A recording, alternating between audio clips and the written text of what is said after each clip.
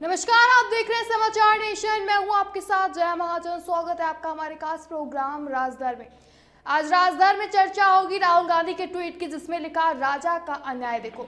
खाद पर 5% GST, tractor पर 12 और कीटनाशक पर 18% है। जहां देश का पेट भरने वाले अन्नदाताओं से भाजपा वसूली कर रही है, तो वहीं भारत जोड़ो यात्रा किसानों की आवाज बुलंद कर रही है। हम किसानों के साथ थे और रहेंगे। भाजपा नेता अमित ने रिट्वीट करते हुए लिखा कि राहुल का फिर छूट। जीएसटी का पहले की व्यवस्था के तहत अगर देखा जाए तो कृषि वस्तुओं और उपकरणों पर पहले से ही विभिन्न टैक्स लागू थे। सच्चाई ये है कि जीएसटी के तहत उर्वरक, सिंचाई प्रणाली, ट्रैक्टर और अन्य मशीनरी जैसी वस्तुओं के आने से कराधान की दर कम हो गई है। उन्होंने ट्विटर पर एक सूची भी जारी की, जिसमें जीएसटी से पहले और बाद की दर का अंतर दिख रहा है। उनके मुताबिक केमिकल फर्टिलाइजर पर पूर्व जीएसटी दर 10% था और अब 5% है। तो वहीं ट्रैक्टर पर पहले 16% दर था और अब 12% है। इसके बाद मालवीय ने दूसरा ट्वीट किया कि राहुल गांधी बिना तथ्यों के बोलते हैं, झूठे वादे करते हैं और किसानों के लिए केवल जुबानी करते हैं। वे एक पैथोलॉजिकल झूठे हैं, जबकि मोदी सरकार की नीतियों के कारण वास्तविक परिवर्तन आया है, किसानों की आय में वृद्धि की है और किसानों की व्यापक कल्याण सुनिश्चित किया है।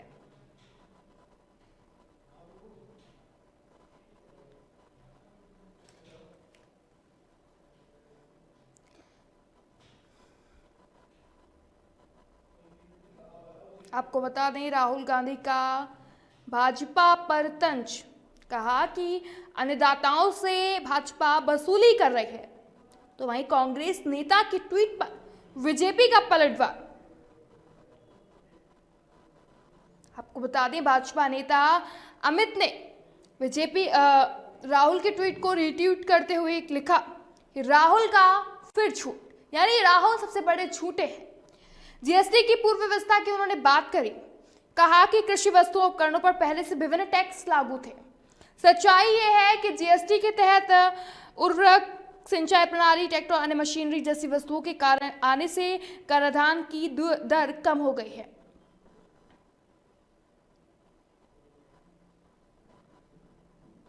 तो वहीं मालवीय ने कहा कि राहुल बिना तथ्यों के करते हैं बात, पैथोलॉजिकल झूठा साबित किया उन्हें। बता दें, मोदी सरकार पर राहुल गांधी ने किसानों के समर्थन पर मोदी सरकार पर हमला बोला। तो वहीं इसके कुछ देर बाद ही भाजपा ने भी पलटवार करते हुए उन्हें झूठा बता दिया। भाजपा के आईटी सेल के प्रमुख अमित मालवीय ने कहा कि राहुल बिना तथ्यों की बात करते हैं।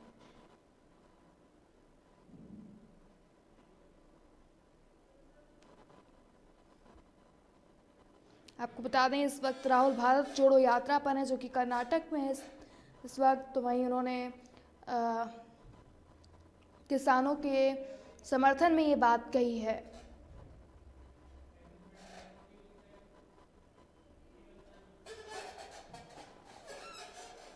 आपको बता दें, इसके बाद राहुल गांधी के ट्वीट को रिट्वीट करते हुए अमित मालवीय ने कहा कि राहुल पैथोलॉजिकल झूठे हैं, उनके सारे वादे झूठे ही होते हैं,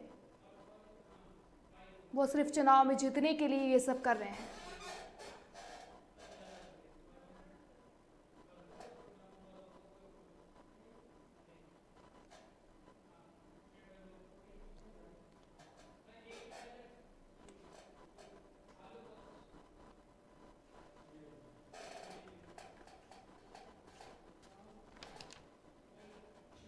और इस मुद्दे पर चर्चा करने के लिए हमारे साथ बीजेपी से आलोक वत्स जुड़ चुके हैं। आपका बहुत बहुत स्वागत है सर। तो जैसा कि आपको पता ही है, राहुल गांधी ने एक ट्वीट किया है, जिसमें उन्होंने कहा है कि राजा का अन्याय देखो, यानी कि मोदी सरकार पर सीधा निशाना साधा है। उन्होंने कहा है कि खाद पर 5% जीएसटी लग रही है, ट्रैक्टर पर 12% लग रही है। तो राहुल जो है वो डायरेक्टली आरोप लगा रहे हैं बीजेपी पर कि वो अन्नदाताओं से वसूली कर रहे हैं।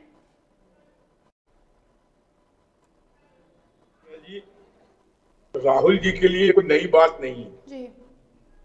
बगैर तथ्यों को जानकारी लिए, बगैर वस्तु स्थिति का मूल्यांकन किए, में वो आलू की मशीन से सोना उगलवा रहे थे। अभी कुछ दिन पहले वो आटा लीटर में तौल रहे थे। अब नया उनको ये जानकारी नहीं है कि कीटनाशक, फर्टिलाइजर इत्यादि पर कर पहले से लागू था। जीएसटी के दायरे में आने के बाद ये करें कम हुई है।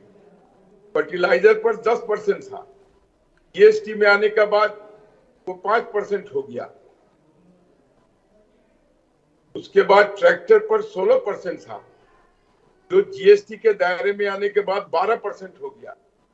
कीटनाशक पर 18% जो है वो पहले ज्यादा था इससे जी। तो उनको तथ्यों की जानकारी नहीं होती है, वो अनाप शनाप कुछ बोलते रहते हैं, इसलिए लोग उनको सीरियसली नहीं लेते हैं। और अभी जिस पिकनिक पर वो गए हुए हैं, भारत जोड़ो का जो पिकनिक चल रहा है उनका, उससे कुछ हासिल होने वाला नहीं है। तो 3 महीने घूम घाम के तरोताजा होकर तो फिर अपने घर में आके अपनी माद में घुस जाएंगे। जनता उनको न सीरियसली पहले लेती थी, न अब लेती है, और न भविष्य में लेने का कोई स्कोप दिखाई दे रहा है। कभी वो जनेऊधारी बन के हिंदू बन जाते हैं, तो कभी मुस्लिम बन जाते हैं। तो उनका तो कोई एक स्टैंस ही नहीं है। कम से कम राजनीति में विश्वसनीयता बहुत जरूरी है, जिसकी प्रगाढ़ कमी है राहुल जी के आचरण में, उनके व्यवहार में। सर, इस वक्त उनकी यात्रा जो है वो कर्नाटक में है, ठीक है। तो राहुल जी जो है चित्रकूट में एक टंकी पर तिरंगा फहराते हुए भी कह रहे थे कि बीजेपी जो है नफरत फैलाने का काम कर रही है। देखिए, अगर हम नफरत फैलाने का काम करते हैं, हम गलत को सही करने का काम कर रहे हैं, उसको आप नफरत बोल दीजिए। मुगल शासकों ने, क्रूर शासकों ने मुगल के हमारे मस्जिद मंदिरों को तोड़कर मस्जिद का निर्माण किया। तो अगर उसको हम पुनः स्थापित कर रहे हैं तथ्यों के आधार पर, कोर्ट में सबूत पेश करके, तो वो उनको लगता है कि भेदभाव कर रहे हैं।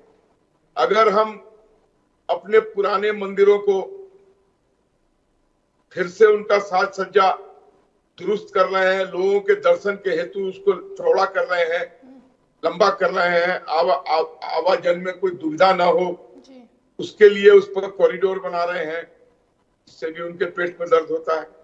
क्यों कर रहे हैं भाई? भारत हिंदुओं का देश है, हिंदू बाहुल्य देश है, इसमें कोई शक है क्या?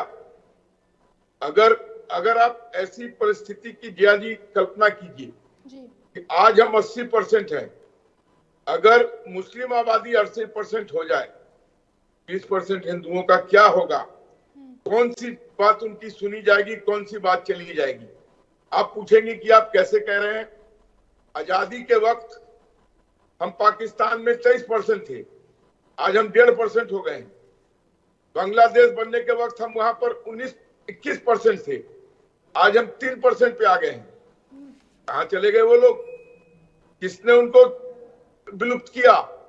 कौन से लोग थे जिन्होंने उनको धर्मांतरण किया, प्रताड़ित किया? इन ऐसी कोई बात हम इनके साथ यहाँ नहीं करते हैं। लेकिन इसमें भी कोई शक नहीं है, इतिहास के गलतियों को हम ठीक करके ही रहेंगे। जो हमारी हिंदुओं की धरोहर है, तो हम दोबारा से उसकी गरिमा के साथ स्थापित करने में भी कोई कसर नहीं छोड़ेंगे। आलोक भाई, जैसा कि भारत जोड़ो यात्रा के दौरान राहुल गांधी अपने अलग ही अंदाज में दिख रहे हैं। कहीं वो सोनिया गांधी के जूते में फीते बांधते हुए नजर आते, तो कभी बच्चों के साथ घुलते मिलते हैं। इस यात्रा के दौरान राहुल गांधी समाज के विभिन्न वर्गों से संवाद भी कर रहे हैं। तो आखिर राहुल गांधी का असली मकसद क्या है? बीजेपी पर तो खासकर हर पार्टी पर ही अपनी पार्टी को अच्छा दिखाने के लिए वार कर रहे हैं।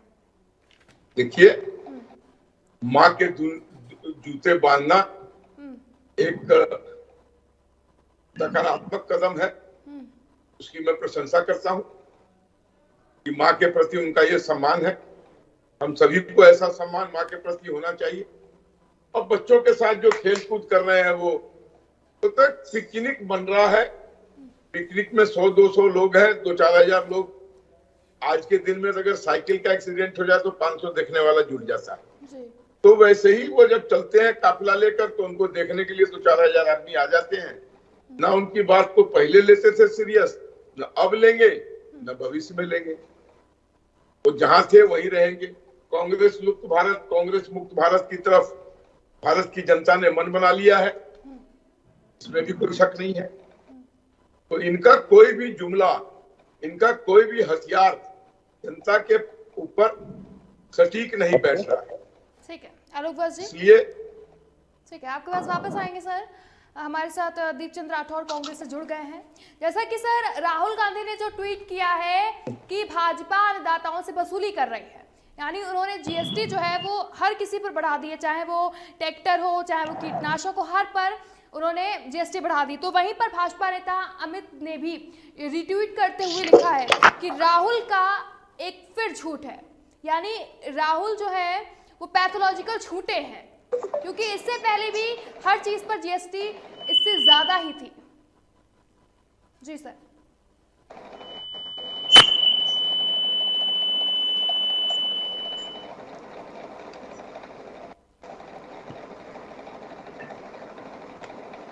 सर आपको आवाज आ रही है हमारी? दीपचंद राठौर जी।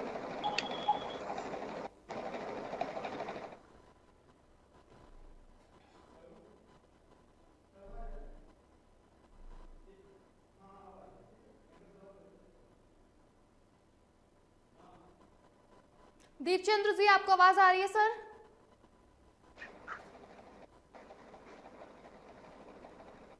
दीपचंद्र जी आपको आवाज आ रही है?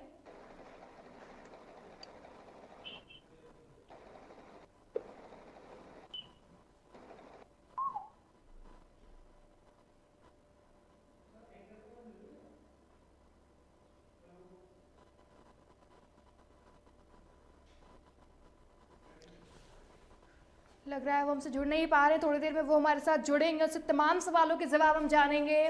जैसा कि सभी को पता है कि राहुल गांधी जी ने जो ट्वीट किया है भाजपा को लेकर, हमेशा ट्वीट करती रहती है कांग्रेस भाजपा को लेकर, कभी महंगाई को लेकर तो कभी किसानों को लेकर, जीएसटी को लेकर, हर वक्त कांग्रेस जो है ट्वीट करती रहती है। तो वहीं अगर भाजपा नेता अमित की बात करी जाए तो अमित ने भी ट्वीट को रीट्वीट करते हुए लिखा है कि क्या जीएसटी से पहले अगर अब की और पहले की बात की जाए जीएसटी दर की, तो इससे पहले वो काफ़ी ज़्यादा थी, काफ़ी हद तक जो है अब जीएसटी कम हो गई है, तो ऐसा कहना है उनका। तो वही अगर बात करें राहुल गांधी की तो जी, तो हमारे साथ दीपचंद राठौर जी जुड़ चुके हैं। आपका बहुत बहुत स्वागत है सर। आपको आवाज़ आ रही है सर? आ रही है मैम जी। दीपचंद जी, जैसा कि राहुल गांधी जी ने ट्वीट किया है कि राजा का अन्याय, देखो मोदी सरकार पर डायरेक्टली हमला बोलते हुए कहा है कि मोदी सरकार ने जो है ट्रैक्टर और कीटनाशक पर जीएसटी बढ़ा दी है। तो सर वो बीजेपी पर अन्नदाताओं से वसूली करने का आरोप लगा रहे हैं। ये बिल्कुल सही कहा है राहुल गांधी ने ट्वीट किया है। मैं आपको बताना चाहूंगा आदरणीय जया जी कि सरकार आज भी अपनी हठधर्मी करती है, किसानों के साथ उनका व्यवहार बहुत गलत है। आज के लिए आज किसान परेशान है, वो सरकार की नाकामी के कारण ही हुआ है। एक तरफ बरसात से फसल बर्बाद हुई है, दूसरी ओर सरकार किसानों को परेशान करना चाहती है। हमारा देश जया जी कृषि प्रधान देश कहते हैं, लेकिन बड़े शर्म की बात है कि खाद बीज के लिए उन्हें आंदोलन करना पड़ता है और किसानों को अपनी फसल बेचनी होती है तो भी आंदोलन करना पड़ता है। जहां पर जय जवान जय किसान कहा जाता है, देखिए सरकार किसानों को लेकर गंभीर नहीं है। अभी आलोक जी ने बहुत कहूंगा, जब किसान 1 साल तक आंदोलित रहा तो देश के माननीय प्रधानमंत्री ने किसानों को आंदोलन जीविका, इतिहास के अंदर पहली बार किसी देश के प्रधानमंत्री ने किसानों को आंदोलन जीविका, और इनके सांसद और इनके मंत्री उनके पहनावे से उनको जज करते हैं। और राहुल गांधी ने जो बिल्कुल बात सही कही है ट्वीट करके कि आज खाद बीज पे उनके जीएसटी लगाना, ट्रैक्टरों पे 12% जीएसटी लगाना, ये कहाँ तक उचित है। किसान की उन्होंने कहा था आय डबल करेंगे 2022 के अंदर, आज किसानों की आय 2700 रुपए, लेकिन उस पर कोई बात नहीं कर रहे। किसानों की जो उन्होंने कमेटी बनाई थी एमएसपी को लेकर, उसमें भी देखिए ज्यादातर जितने भी किसान के आंदोलित जो उन्होंने आंदोलित किया था उसमें से किसी को भी नहीं लिया। इन्होंने सिर्फ उन बंदों को लिया है जो भाजपा के लिए काम करते थे। तो कहीं ना कहीं किसानों के साथ खिलवाड़ हुआ है। लेकिन सर अगर इस ट्वीट की बात करें तो इस पर भाजपा ने भी एक्शन लेते हुए रिट्वीट करते हुए लिखा है कि जो है राहुल जी जो है बहुत बड़े झूठे हैं, पैथोलॉजिकल झूठे हैं। क्योंकि अगर पहले की दर की बात की जाए जीएसटी की तो उन्होंने अब का अंतर दिखाया है और पहले का अंतर दिखाया, यानी कि केमिकल फर्टिलाइजर पर 5 जीएसटी रेट 10% था और 5% था, तो वही ट्रैक्टर पर 16 था और अब 12 है।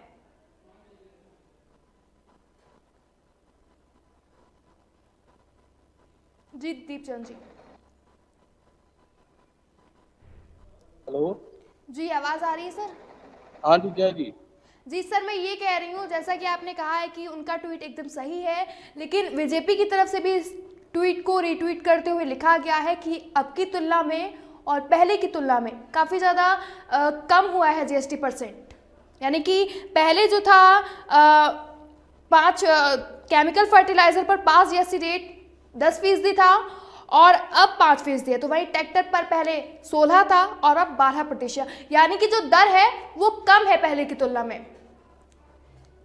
जी इनके कहने और करने से कुछ नहीं होता। आप अपना डाटा उठा के देखिए ना कि जहाँ जहाँ हमारी सरकार थी, चाहे वो राजस्थान में हो चाहे छत्तीसगढ़ के अंदर हो, हमने किसानों को कर्जा माफ करा। जो किसानों को खाद बीज के लिए जो उत्पादन होते हैं, जो बीज होते हैं, उन पर भी हमने सब्सिडी नहीं लगा रखी।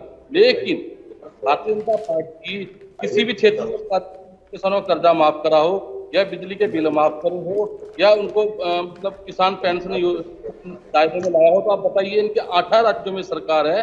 देखिए किसान आज किसान हमारा देश का किसान आज हमारे सभी मतलब चाहे बीजेपी का हो चाहे कांग्रेस का कार्यकर्ता हो या देश की अर्थव्यवस्था हो, देश की इकोनॉमी को चलाने में सबसे महत्वपूर्ण योगदान देते हैं। लेकिन किसानों के साथ भेदभाव जब से भारतीय जनता पार्टी की सरकार आई है 8 साल से, जिस तरह से किसानों के साथ उनके साथ मतलब दुर्व्यवहार किया जा रहा है, उनको आंदोलन जीवी किया जा रहा है, उनको मतलब यहाँ तक कह दिया कि पाकिस्तानी खालिस्तानी। तो ये आप बताइए किस तरह का है। और रही जीएसटी की बात, तो मैं इनसे पूछना चाहूंगा आलोक जी, आप पीछे का जो जहाँ हमारी सरकार रही है वहां पर आप देखिए हमने किसानों का बिल माफ करा।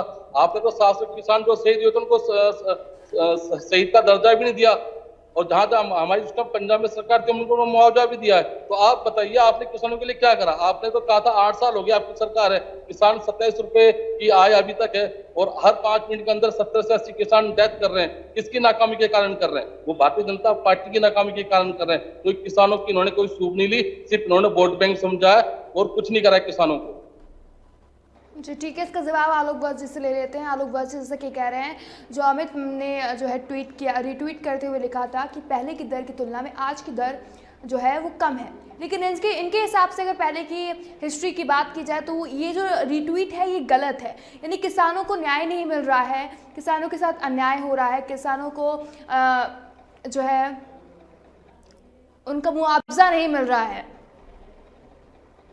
ऐसा है जिया जी, राठौर भाई को भी राहुल गांधी की तरह तथ्यों का ज्ञान नहीं है। आज ही का रिपोर्ट है, वर्ल्ड बैंक ने पहले सराहना की थी और आज इंटरनेशनल मॉनेटरी फंड ने सराहना की है कि किसान के खाते में जिस तरीके से डायरेक्ट मनी ट्रांसफर हुआ है वो अपने आप में विश्व में एक अद्भुत कदम है और विश्व के दूसरे देशों को भी इससे सीख लेनी चाहिए। पढ़ ले आज का सवाल। और दूसरी बात तो ये कह रहे हैं कि किसानों के साथ कुछ नहीं हुआ, तो जहां जहां किसान बाहुल्य है वहां वहां बीजेपी फुल मेजोरिटी में जीत रही है। इनको कौन पूछ रहा है? किसानों को बरगलाने से नहीं होगा। किसानों को हम पर विश्वास है, हमारी नीतियों पर विश्वास है, हमारी कार्य क्षमता पर विश्वास है, हमारी कार्य कुशलता में विश्वास है। आज यही केजरीवाल और भगवत सिंह मान जो किसानों के हितैषी बन के खड़े थे, आज 3 किलोमीटर लंबा पंजाब और दिल्ली के बॉर्डर पर किसानों ने हड़ताल की है इनके खिलाफ। क्या जवाब है? वो भी बहुत बड़े हितैषी बन रहे थे, आज क्यों किसान उनके साथ हड़ताल पर उतर गए हैं? और हमारे साथ अब कोई किसान हड़ताल करने को तैयार नहीं है। जो हड़ताल हुआ वो बगैर शर्त के वापस किया गया और आज खुशी का माहौल है। हर तरीके से सुख सुविधा उनको प्रदान किया जा रहा है और देश की विश्व की वैश्विक स्थिति को देखते हुए जहां पूरे विश्व में मंदी छाई हुई है, अमेरिका, इंग्लैंड, जी, फ्रांस, रूस, जर्मनी डबल डिजिट इन्फ्लेशन में है। 2004 से 2014 तक मनमोहन सिंह की सरकार में 11% इन्फ्लेशन था, महंगाई दर, और आज मोदी जी के शासन में कोरोना आने के बाद, विश्व युद्ध चल रहे के बाद हम 7% पर उसको स्थिर किए हुए हैं। आप बगल के मुल्कों का हालत देख लीजिए, क्या हालत है बांग्लादेश का, क्या हालत है पाकिस्तान का, क्या हाल है श्रीलंका का। पाकिस्तान की बात नहीं कर रहे हो आप, करो इंडिया के अंदर क्या हो रहा है। किसान कहाँ तक है, किसानों की आय डबल क्यों नहीं हुई है। किसान एमएसपी पे आप बताइए, आपने कहा 8 महीने हो गए, उस पर नोटिफिकेशन क्या हुआ। माननीय प्रधानमंत्री ने जो बड़े बड़े वादे कहे थे 8 महीने पहले, आज एक साल होने आ रहा है, उसके ऊपर आपका क्या एक्शन है वो बताइए। किसान रोज दर पे दर क्यों मतलब डेथ कर रहा है, क्यों फांसी लगा रहा है, उस पर कुछ बयानबाजी करिए। आप पाकिस्तान बांग्लादेश में चले जाते हैं, आपसे कोई सवाल पूछता है कभी दूसरे, आप ये देखिए आज भारत के अंदर किसानों की स्थिति क्या है, उस पर जवाब दीजिए आप मुझे। आप मुझे एक चीज बताइए, कौन किसान आपके पास जा रहा है, कौन किसान आपसे कह रहा है कि भैया आप मेरी मदद कर दो, कौन का किसान का नेता आपके साथ खड़ा है। 1 साल तक जो धरना प्रदर्शन हुआ वो कौन थे, वो बताइए आप, वो कौन थे, वो पाकिस्तान के किसी थे, कौन थे आप बताइए ना। जहाँ जहाँ धरना प्रदर्शन हुआ ना, क्यों आपने वापिस लिया, तो लाए क्यों, गलत था तो हटाया क्यों, इसका भी जवाब दे दीजिए आज। भाई जहाँ जहाँ धरना प्रदर्शन हुआ ना, लखीमपुर खीरी में आप लोगों ने कहा कि हम लोगों ने मरवा दिया, वहां 100% सीट बीजेपी जीत गई। आलोक वो किसान नहीं थे तो आपने आंदोलन वापस क्यों लिया, आपको क्या आंदोलन करने दिया होता, 2 साल हो गए, आपने क्यों वापस लिया, आप ये बताइए ना। अरे हम कोई भगवान है, आलोक जी, गलतियां हो सकती है, हम कोई भगवान है। आपके पास कुछ, आपके पास बोलने के सब तो है नहीं, आप हिंदू मुसलमान के सिवा कोई पॉलिटिक्स कर नहीं सकते। आपके इतने ही बड़े नेता वो हिंदू मुसलमान करना जानते हैं, जबकि देश की बात आती है, देश के युवाओं की बात आती है, देश के अंदर महंगाई की बात आती है, देश के अंदर बेरोजगारी की बात आती है, तो आप इधर उधर बगले झाड़ने लग जाते हो, कभी बांग्लादेश चले जाते हो। और आपके पास आपने 70 वर्ष में क्यों नहीं गरीबी हटाओ के नाम पर इंदिरा गांधी आई थी, क्यों नहीं गरीबी दूर कर दिया आपने। आप ये बताइए, आप राज्यों में सरकार है, किसानों का कर्जा माफ करा, राजस्थान में हमारी सरकार, हमने कर्जा माफ करा, पंजाब को हमने मुआवजा दिया। आप एक भी किसान का नाम बता दीजिए कि हमने इस स्टेट में हमने ये किसानों के लिए बात करी है, किसानों की हित की बात करी, आप बताइए। राठौर साहब दीपचंद जी एक एक करके बात करिए। है कि आप मोदी जी का गुणगान गाएंगे, लेकिन आपसे आज देश पूछ रहा है, समाचार नेशन कि आज महंगाई, आज जो किसान जो दिन पे दिन डेथ कर रहा है, फांसी लगा रहा है, क्यों लगा रहा है, किसानों की दुर्दशा जननी हो चुकी है। देश के प्रधानमंत्री जहाँ एक तरफ तो ग्लोबल हंगर की बात करते हैं, विश्व गुरु बनाने की बात करते हैं, और आज आप किसानों के ऊपर कुछ 2 शब्द नहीं बोल पाते। अब आप मुझे बोलने देंगे, अगर आप इतने अच्छे थे तो हिंदुस्तान की जनता ने आपको 40 सीट पर लाके क्यों खड़ा कर दिया। आलोक जी इलेक्शन जीतना अलग चीज है और देश को चलाना अलग चीज है। आप देखिए, आप सोच रहे हो तो अगर आप इलेक्शन जीत रहे हो तो देश की जनता को आप जीतेंगे, यह आपको अधिकार आपको इतना इलेक्शन जीतते आ रहे हैं तो देश को फर्क क्यों लेके जाएंगे। राठौर जी आप शांत हो जाइए, बात सुन लेते हैं आलोक जी क्या कह रहे हैं। में आप 20 सीट भी नहीं लाएंगे, आप किस मुकाबले में घूम रहे हैं। कांग्रेस अब आगे यहाँ किसानों की बात होगी, दीपचंद जी आप बात सुन लीजिए। नाम गिनाऊं तो फोर्स घोटाला, हेलीकॉप्टर घोटाला, रेलवे घोटाला, किसान पत्र घोटाला, सोनिया गांधी बेल पर, राहुल गांधी बेल पर, प्रियंका गांधी बेल पर, चिदम्बरम बेल पर, अशोक गहलोत बेल पर, सचिन पायलट बेल पर। आपका एक भी नेता बगैर बेल पे बाहर नहीं है, सबके ऊपर कोई ना कोई केस चल रहा है। अगर इतने आप पाक साथ धुले हुए हैं, आपका आपके पास तो वॉशिंग मशीन है, जो भी आता है वो वॉशिंग मशीन से गंगा जल से शुद्ध हो जाता है, उस पर तो एक शब्द नहीं बोलेंगे। आपके 18 राज्यों में सरकार ईडीआई सीबीआई इनकम टैक्स वहां जाती नहीं है, सिर्फ विपक्ष के घर जाती है। बताइए ना, आपके 18 जीत के आते हैं, हम तिवारा जीत के आते हैं और आपका सुपड़ा साफ कर देंगे हम राजस्थान और छत्तीसगढ़ में। आने वाले चुनाव में इस दोनों जगह से भी आपका सुपड़ा साफ कर देंगे। आप तैयार रहिए इसके लिए। दीपचंद जी, आप तैयार रहिए, ऐसा आरोप लगा रहे हैं कि आपका जो है पत्ता साफ हो जाएगा 2024 में। रेट में नंबर 1 है राजस्थान। ठीक है, आप जवाब ले लेते हैं दीपचंद जी से। जी दीपचंद जी,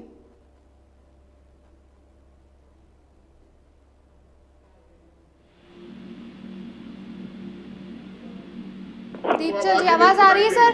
जैसा कि आलोक वर्मा जी ने कहा कि आने वाले चुनाव में, आप विधानसभा चुनाव में आपका पत्ता साफ हो जाएगा। आदरणीय जया जी, इनके कहने या नहीं कहने से अलग चीज है। देखो, देश की जनता जनार्दन है, जिसको आशीर्वाद देगी वो इलेक्शन जीत कर आएगा। मैं मानता हूँ कि 8 साल से भारतीय जनता पार्टी को भारतीय जनता आशीर्वाद दे रही है, लेकिन ये इनको अधिकार भी नहीं है कि आप देश की जनता के साथ मतलब उनको दुर्चार करें। आपने महंगाई की बात करके आप सत्ता में आए थे, लेकिन आज महंगाई कहाँ चली गई है उस पर कोई बात नहीं करता। इनके तो महंगाई है नहीं जया जी। मैं आपके चैनल पे एक बात कहना चाहूंगा, भूख, महंगाई, गरीबी इस मुझसे कर रही है, एक होती तो नहीं बात, तीनों मुझ पे मर रही है। आज भारतीय जनता पार्टी के जिस तरह आज लोगों के साथ उन्होंने मजबूर कर दिया है कि वो अपनी आय कमाए या आय बचाए, इनके पास कुछ सोचने के लिए नहीं है। लेकिन मैं आपको एक बात इस पर बता दूं कि देश की बढ़ती बेरोजगारी में स्थिति लगातार बद से बदतर होती जा रही है। आलोक जी, हालात इतने खराब हो चुके हैं जया जी कि 45 करोड़ से ज्यादा लोगों ने काम करने की तलाश छोड़ दी है। बीजेपी ने करोड़ों रोजगार का सपना दिखाकर युवाओं के बेरोजगारी के दलदल में धकेलने का काम किया है, तो वह भारतीय जनता पार्टी। युवा शिक्षा प्राप्त करने के बाद भी बेरोजगार है, वो नौकरी ना मांगे, इसलिए हिंदू मुस्लिम मंदिर की लड़ाई में उलझाया जा रहा है। महंगाई बढ़ रही है, आमदनी घट रही है, लेकिन भाजपा के उद्योगपतियों की लगातार अमीर से अमीर होती जा रहा है। आपने देखा कोरोना काल के अंदर 80% लोगों की आय कम हुई है, लेकिन 144 लोगों की आय मतलब 16 गुना बढ़ी है। वो कौन है? वो सब माननीय प्रधानमंत्री के सहपाठी और सहयोगी हैं। 75 साल में मोदी जी देश के पहले ऐसे प्रधानमंत्री हैं जया जी जिनके मास्टर स्ट्रोक से 45 करोड़ लोगों से ज्यादा नौकरी पाने की उम्मीद छोड़ चुके हैं। और आलोक जी, आपने तो इतनी बड़ी बड़ी बातें करी है, मैं उनसे आपका एक जवाब देना चाहूंगा कि इस देश का प्रधानमंत्री चाय बेचने वाला बना दिया। देश की जनता ने चाय बेचने वाले को प्रधानमंत्री का पद दिया और देश दिया, लेकिन ये थोड़ी कहा था कि चाय बेचने के साथ साथ आप देश को बेचना शुरू कर दो, देश की संपत्ति को बेचना शुरू कर दो। आपको अधिकार दिया किसने? देश की संपदा बेचने का शुरू कर दो, ये अधिकार आपको दिया किसने? आप मुझे इसका भी जवाब दे दीजिए। आज आप जिस तरह मतलब वो कहते हैं ना, राजा मनमानी करता है, और देश की जनता जिस दिन राजा के ऊपर हैवी हो चुकी ना, तो राजा को ये देश छोड़कर भागना पड़ेगा। जिस तरह माननीय प्रधानमंत्री की हरकतें कर रहे हैं, जितने क्यों में उन्होंने बेच खा गए, वो किसकी देन थी? वो कांग्रेस पार्टी की देन थी। आपने 8 सालों में कौन सा एम्स बनाया, कौन सी सड़कें बनाई, कौन से उद्योगपति लगाया, आप बताइए। उस पर नहीं है, वो जितना भी करा था वो सिर्फ कांग्रेस पार्टी ने करा था। और अभी आपने बोला ना किसानों के लिए हमने ये करा, किसानों के लिए हमने वो करा, तो किसानों की जो आपने कमेटी बनाई ना आलोक जी, उठा के देखिए, उसमें सारे बीजेपी के ही नेता है। किसी भी किसान मोर्चा का अगर नेता हो तो आप मुझे बता दीजिए एक भी नाम। आलोक जी, अब मेरी बात सुन लीजिए। 90 किलोमीटर रोड प्रतिदिन बन रहा है। पावर सेक्टर में 45% इजाफा हुआ है पूरे देश में, और 83 लाख गांव में बिजली पहुंचाई गई है, 83,000 गांव में। दूसरी बात कि यहां पर अमन चैन की जिंदगी है। कांग्रेस के शासन में लूट खसोट है। 8 साल में एक भी स्कैम, एक भी घोटाला सामने नहीं आया। आपके राज में हर महीने घोटाले बाहर आते थे, हमारे राज में कोई घोटाला नहीं है। घोटाला भूल गए, बच्चों के पोषण, बच्चों का जो राशन को खा गया आपके मुख्यमंत्री। सर जवाब ले लेते, वक्त की थोड़ी सी कमी है सर। अब आप शांत रहिए। आलोक जी, कांग्रेस के राज में घोटाले के अलावा कुछ नहीं है। एक परिवार की परंपरा को परिवारवादी पार्टी है आप, उसी का चरण वंदना करते हैं। हमारे यहाँ लोकतंत्र है। 20 साल तक आपने सोनिया गांधी को अध्यक्ष बनाए रखा, 8 साल से एक बीमार महिला को लेके आप अंतरिम अध्यक्ष बनाए हुए हैं। आज पहली बार आपके यहाँ एक चुनाव का नाटक हो रहा है। हमारे यहाँ हर 3 साल पर अध्यक्ष बदल दिया जाता है। आप कम से कम आप जब तक सोनिया गांधी अध्यक्ष थी हमारे 5 से 6 अध्यक्ष बदल दिए गए। अब लोकतंत्र की बात आप ना करें तो बेटर है।